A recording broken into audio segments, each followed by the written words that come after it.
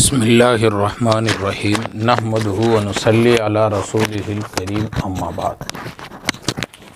मोहतरम बुज़ुर्गों और दोस्तों,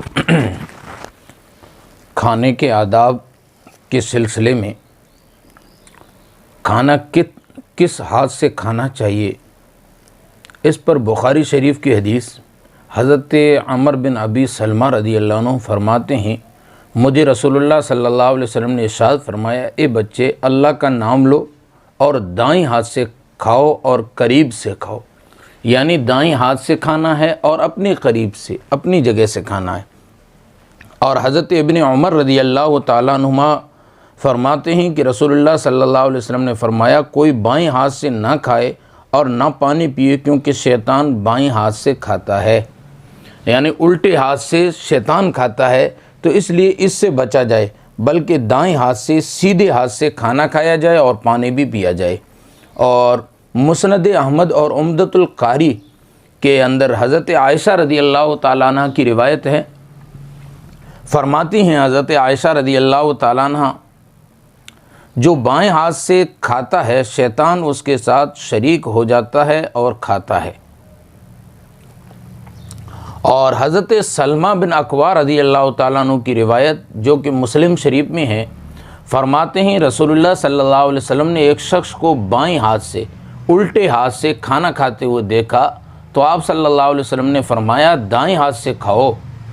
उसने तकब्बुरन कहा कि मैं नहीं खा सकता, तो आप सल्लल्लाहु अलैहि वसल्लम ने फरमाया, तो नहीं खा सकोगे। चुनाचे उसके बाद उसका दाएं हाथ सीधा हाथ सल हो गया और ज़िंदगी भर ऐसे ही रहा।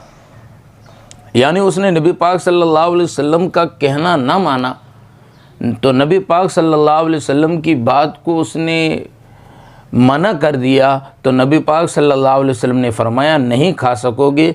तो इस वजह से पूरी ज़िंदगी भर उसका हाथ सल हो गया।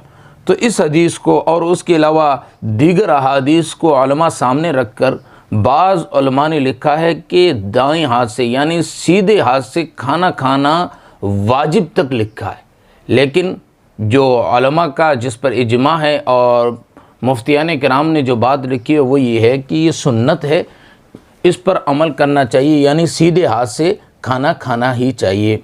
और दूसरी बात, एक और बात जहन नशीन कर लें कि खाना खाने के दरमियान हम जो पानी पीते हैं, बाद मरतबा उंगलियां खाने की होती है, सब्ज़ी वाली होती है, तो हम उल्टे हाथ से पानी को पकड़ते हैं और फिर उसके बाद सीधा हाथ थोड़ा सा अड़ा देते हैं, फिर पानी पीते हैं। तो ये तरीका सही नहीं है, बल्कि तरीका ये है कि उंगलियों को चाट लो, फिर उसके बाद गिलास को सीधे हाथ से पकड़ो और सीधे हाथ से ही पानी पियो। तो खाना भी सीधे हाथ से खाना चाहिए और पानी भी सीधे हाथ से पीना चाहिए।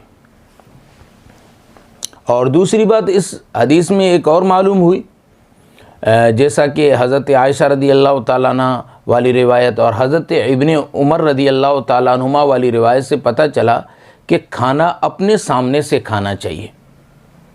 तो अपने सामने से खाए, और दूसरी बात यह है कि सीधे हाथ से खाए।